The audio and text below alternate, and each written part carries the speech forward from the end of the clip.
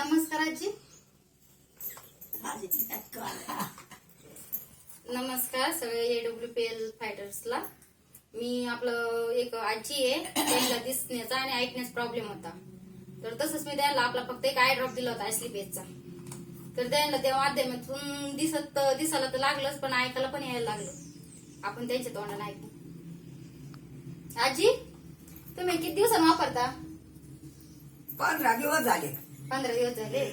पहिले काय त्रास होता तुम्हाला? दिसत नव्हतं का? पहिलं नाही अशी टाकले ते साध्या बाटल्या तर काहीच नाही झालं. असू नका.